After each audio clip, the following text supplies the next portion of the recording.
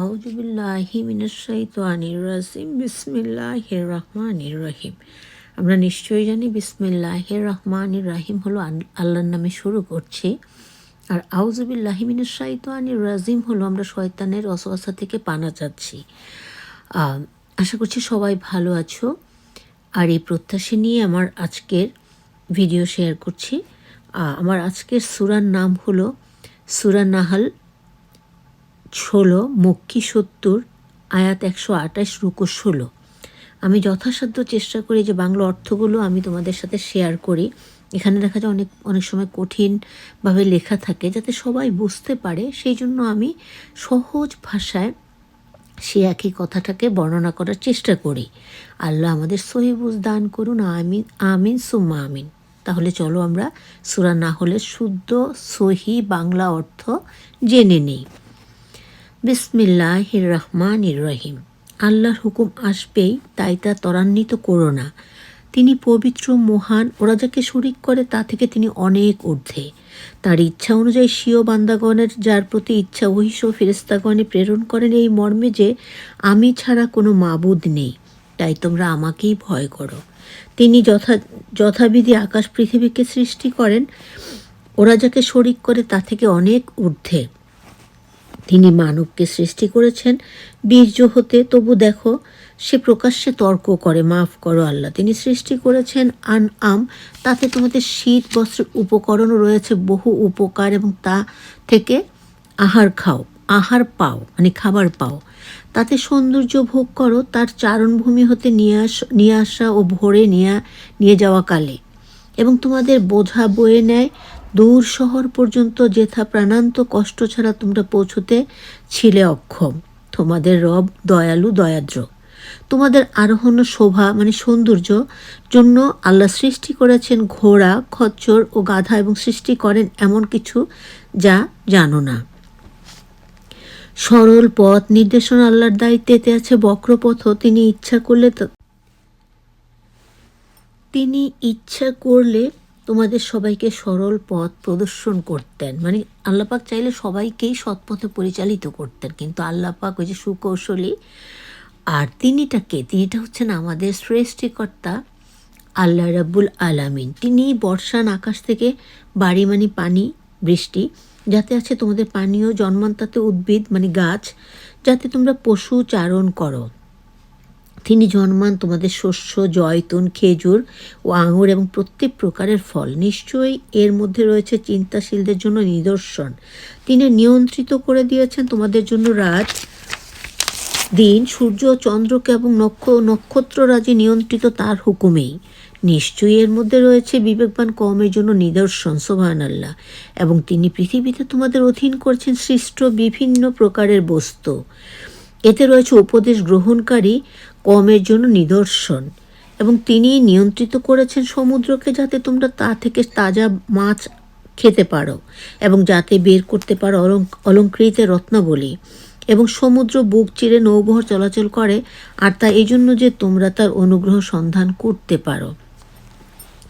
তিনি পৃথিবীতে স্থাপন করেছেন সুদৃঢ় পর্বতমানি পাহাড়, যাতে তোমাদের থাকে স্থির, পৌঁছার জন্য বানান নদী রাস্তা। আর তোমাদের জন্য পথ নিদর্শন নক্ষত্র দ্বারাও, মানে নক্ষত্র দিয়েও ওরা পায় পথ। তাই তিনি সৃষ্টি করেন, আর যে করে না সে কি তার মতো? তবু তোমরা বুঝবে না। আল্লাহ অনুগ্রহ সুমার করলে মানে হাজির করতে হবে ব্যর্থ। আল্লাহ ক্ষমাকারী এবং দয়ালু। যা গোপন রাখো, যা প্রকাশ করো, আল্লাহ তা জানেন। ওরা আল্লাহ ছাড়া যাদেরকে ডাকে, ওরা কিছু সৃষ্টি করে না, ওরাই শ্রেষ্ঠ। মানে আল্লাহ পাক বলেছেন যে মানুষ যে বিভিন্ন মানে এরকমভাবে আল্লাহকে শিরক করে, তারা যাদেরকে ডাকে তারা কিছুই সৃষ্টি করতে পারে না, বরং তারাই আল্লাহর মাধ্যমে সৃষ্টি হয়েছে। ওরা প্রাণহীন, মৃত, নির্জীব, কখনো পুনরুত্থান হবে সে বিষয়ে ওরা চেতনাহীন। এক আল্লাহ, তিনি তোমাদের মাবুদ। তাই যারা আখেরাতে ঈমান রাখে না তাদের অন্তঃকরণ সত্য বিমুখ। মানে আখেরাতে যারা বিশ্বাস করে না তাদের ভিতরটা আসলে সত্য মেনে নিতে পারে না। ওরা গর্বিত, মানে ওরা অহংকার করে ওদের সব কিছু নিয়ে। এটা সুনিশ্চিত ওরা যা গোপন ও প্রকাশ করে আল্লাহ সবই জ্ঞাত। তিনি গর্বিতদের পছন্দ করেন না। আল্লাহ পাক বলেছেন, আমি অহংকারকারীকে কখনই ভালোবাসি না। ওদের বলা হলে তোমার রব কি নাজিল করেছেন, ওরা বলে পুরা কালের উপকথা। ওদেরকে যখন বলা হয় যে তোমাদের রব কি নাজিল করেছেন, তখন বলে পুরাকালের উপকথা। ফলে ওরা কিয়ামত দিবস পাপের পুরা বোঝা বহন করবে এবং তাদের পাপের বোঝাও তারা অজ্ঞাতবশত তাদের পথভ্রষ্ট করেছে। দেখো না ওরা যা বহন করে তা কত নিকৃষ্ট। ওদের পূর্বপুরুষেরও চক্রান্ত করেছিল, ফলে আল্লাহ ওদের ইমারত ভিত্তি মূলে আঘাত করেছিলেন। পড়ল তা ইমারত ছাদ তাদের মস্তক উপরই ধসে এবং ওদের উপরে আজাব এলো এমন এক দিক থেকে যা ছিল ওদের ধারণাতীত, মানে এমন এক দিক থেকে তাদের কাছে গজব এসেছে যেটা তারা কল্পনাও করতে পারেনি। পরে কেয়ামত দিবস মানে দিনে আল্লাহ তাদেরকে আরও অপদস্থ করবেন ও বলবেন, কোথায় আমার শরীকরা যাদের সম্বন্ধে তোমরা ঝগড়া করতে? জ্ঞানীরা বলবে, আজ লজ্জা ও অমঙ্গল কাফের দিকের। মাফ করো আল্লাহ। যাদের মৃত্যু ঘটায় ফেরেশতারা তাদের উপর জুলুম অব্যাহত রাখা অবস্থায় পরে ওরা আত্মসমর্পণ করে বলে, আমরা কোনো গর্হিত কাজ করতাম না। হ্যাঁ, তোমরা যা করতে আল্লাহ তা সব জানেন। তাই প্রবেশ করো জাহান্নামে দরজা দিয়ে, সেখানে স্থায়ী হওয়ার জন্য। অহংকারীদের আবাস কত নিকৃষ্ট, মানে খারাপ। আর মুত্তাকিদের বলা হবে, তোমাদের রব কি অবতীর্ণ করেছেন? তারা বলবে, উত্তম। সৎ কর্মশীলদের জন্য এই দুনিয়া আছে মঙ্গল, পরকালে আরও উত্তম। আর কেমন উত্তম মুত্তাকিদের গৃহ! তা হলো স্থায়ী জান্নাত, তাতে করবে তারা প্রবেশ, যার পাদদেশে প্রবাহিত নদ নদী, যা চাইবে তাই পাবে। এভাবে আল্লাহ মুত্তাকিদের পুরস্কৃত করেন। সুবহানাল্লাহ, আলহামদুলিল্লাহ, লা ইলাহা ইল্লাল্লাহ, আল্লাহু আকবার। তাদের মৃত্যু ঘটায় ফেরেশতারা পবিত্র অবস্থায়। ফেরেশতারা বলবে, তোমাদের প্রতি সালামত, দাখিল হও তোমরা জান্নাতে কর্মফলের বিনিময়, মানে যা করে এসেছ তার জন্য তোমরা জান্নাত পাবে, তোমরা জান্নাতে প্রবেশ করো। সুবহানাল্লাহ। সেই তৌফিক আমাদের সবাইকে দান করো, আমিন সুম্মা আমিন। ওরা শুধু অপেক্ষা করে ওদের নিকট ফেরেশতা আসার কিংবা তোমার রবের আযাব আসার। এ প্রকার করতো ওদের পূর্ববর্তীরাও। আল্লাহ ওদের প্রতি জুলুম করেন না, ওরা নিজেরাই নিজেদের প্রতি জুলুম করেছেন। তাই ওদের উপর পতিত হয়েছিল স্বীয় কুকর্মের শাস্তি, আর যা ওরা বিদ্রুপ করতো তাই বেষ্টন করেছিল। মুশরিকরা বলবে, আল্লাহ চাইলে আমার পিতৃপুরুষরা তাকে ব্যতীত অপর কিছু ইবাদত করতাম না, তার অনুমতি ব্যতীত কোনো কিছু নিষিদ্ধ করতাম। ওদের পূর্ববর্তীগণও করত অনুরূপী। রাসূলদের কর্তব্য শুধু স্পষ্ট বাণী প্রচার করা, আল্লাহর ইবাদত করার এবং তাগুতদের বর্জন করার বিধান দেওয়ার জন্য প্রত্যেক কওমে আমি রাসূল পাঠিয়েছি। তো পরে তাদের কতক চলে আল্লাহর পথে আর কতকের ভাগ্যে থাকে পথভ্রষ্টতাই। পৃথিবীতে ভ্রমণ করো এবং দেখো সত্যকে মিথ্যায় প্রতিপন্নকারীদের পরিণতি কী হয়েছিল। ওদের পথ প্রদর্শন যাকে ভ্রান্ত করে, আল্লাহ বিভ্রান্তকে পথ দেখান না। সাহায্যকারীও তার থাকবে না। ওরা আল্লাহর নামে দৃঢ় কসম করে, মৃতকে আল্লাহ পুনরুত্থিত করবেন, মানে মৃতকে আবার জীবিত করবেন, এটা সত্য নয়। হ্যাঁ, সত্যই তিনি ওয়াদা পূর্ণ করবেন, কিন্তু অধিকাংশ মানুষ তা যে বিষয়ে ওদের মতভেদ ছিল তিনি ওদের দেখাবেন, যাতে কাফেররা জানতে পারে ওরাই মিথ্যুক। কোনো কিছু করতে চাইলে সে সম্পর্কে কথা আমার হয় কুন হও, ফলে তা হইয়া যায়। যারা ধর্ম অত্যাচার করার পর আল্লাহর রাহে হিজরত করেছে, দুনিয়ায় তাদের অবশ্যই আমি উত্তম আবাস দিব এবং পরলোকে দিব তাদের বিরাট প্রতিদান। সুবহানাল্লাহ। যদি ওরা বুঝত, মুজাহিদরা ধৈর্যশীল এবং স্বীয় রবের উপর নির্ভরশীল। তোমার আগে আমি ওহীসহ মানুষ প্রেরণ করেছিলাম, তোমাদের জানা না থাকলে কিতাবীদের কাছে জিজ্ঞাসা করো, পাঠিয়েছিলাম নিদর্শন ও গ্রন্থসহ তোমার প্রতি নাজিল করেছি। মানুষের প্রতি যা নাজিল হয়েছে তা ওদেরকে স্পষ্টভাবে বুঝিয়ে দেওয়ার জন্য, যেন তারা চিন্তা করে। যারা পাপ কাজে ষড়যন্ত্র করে তারা কি এই বিষয়ে নিশ্চিত যে আল্লাহ তাদের মাটিতে বিলীন করবেন না, কিংবা ধারণা বহির্ভূত দিক থেকে আযাব আসবে না, কিংবা চলাকালীন তিনি তাদের বিধৃত করবেন না, ওরা কিছু ব্যর্থ করতে পারবে না, কিংবা ওদের ভয়ভীতি অবস্থায় ধরবেন না। তোমাদের রব দয়াদ্র, ওরা কি খেয়াল করে না আল্লাহর সৃষ্টিকৃত বস্তুর দিকে ঝুঁকে থাকে তার ছায়া ডান ও বাম দিক থেকে? বাম দিকে যে আল্লাহর সম্মুখে তারা সিজদা অবনত। সুবহান আল্লাহ। আল্লাহর সৃষ্টি মানে সৃষ্টির কথা বলা হয়েছে, যারা আল্লাহর নেকি বান্দা তারা সবসময় আল্লাহর সিজদা অবনত থাকে, মানে আল্লাহর স্মরণে তাদের মনটা থাকে, আল্লাহকে সিজদা করে। যত কিছু আছে আসমানে আর যত প্রকার জীব জমিনে রয়েছে, আর ফেরেশতাগণও তারা অহংকার করে না। ফেরেশতারা ভয় করে ওদের রবকে, মানে আল্লাহকে। ওদের যা বলা হয় তাই ওরা তাই করে।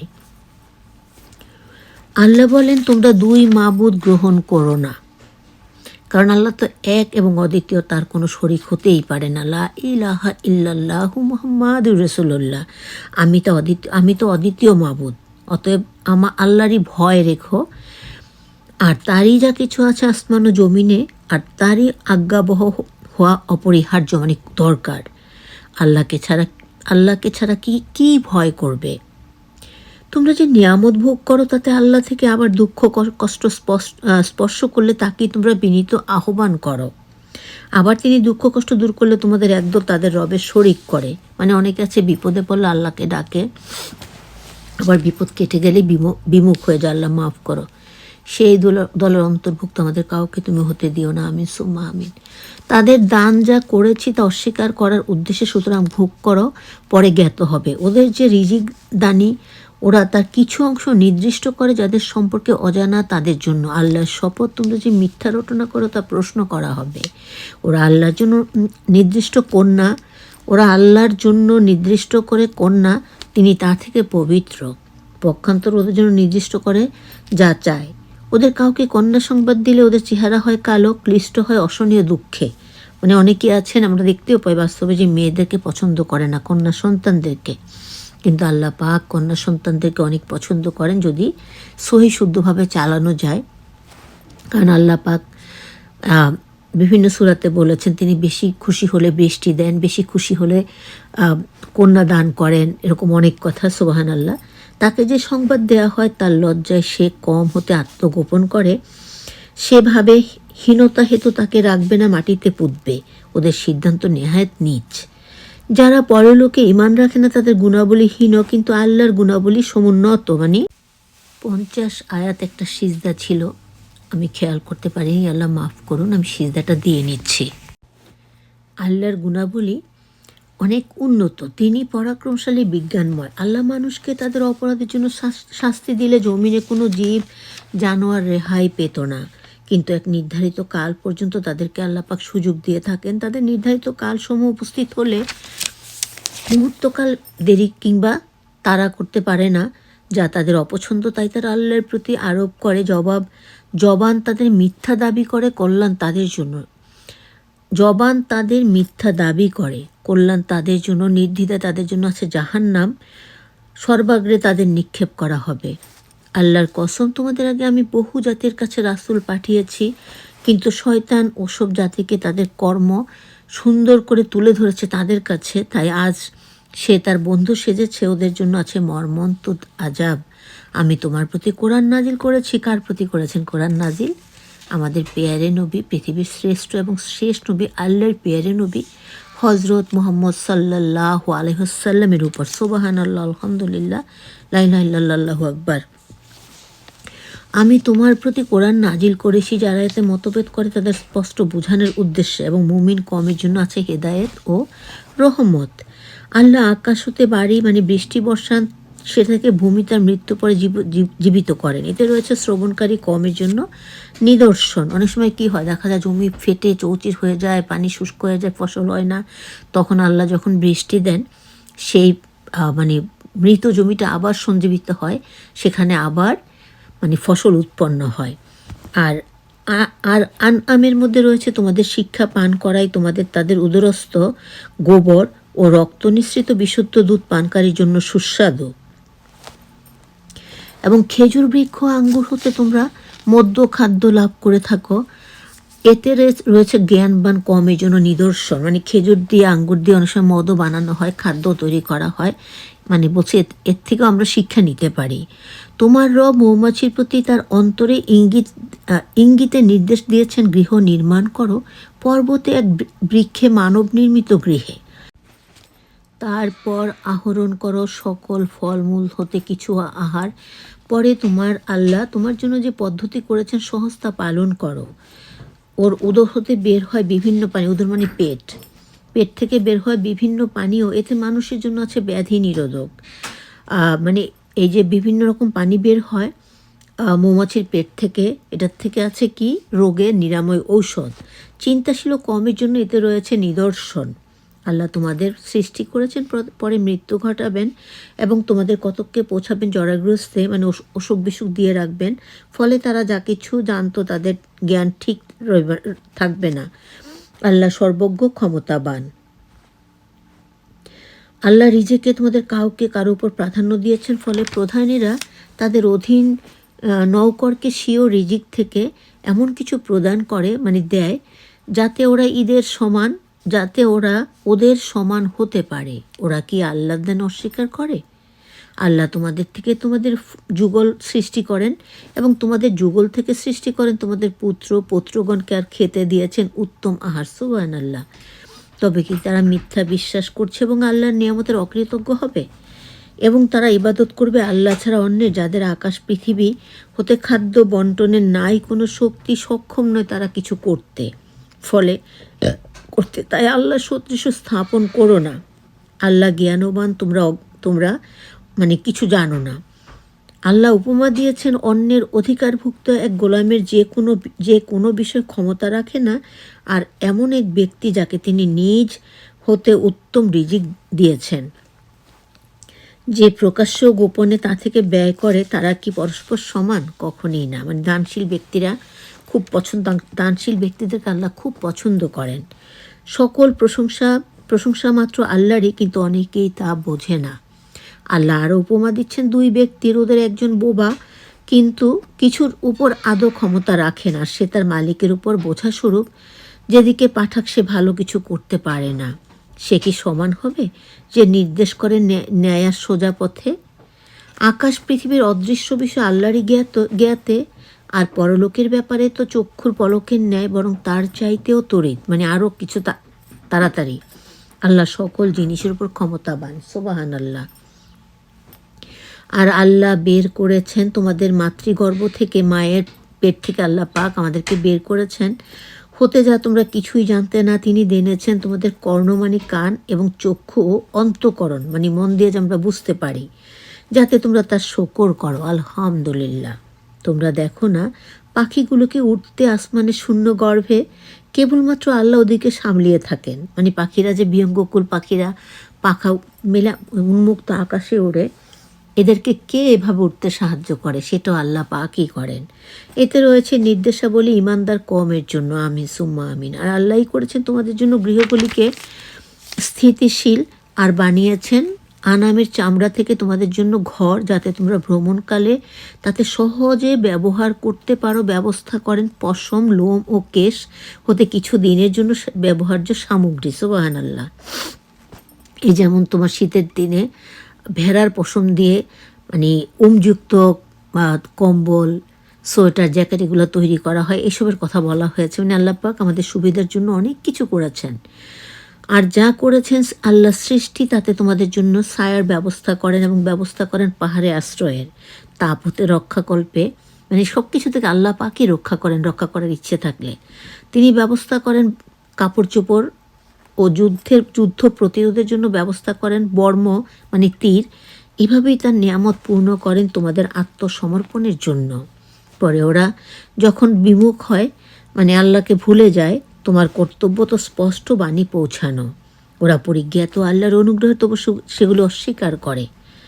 ওদের অধিকাংশই কাফের।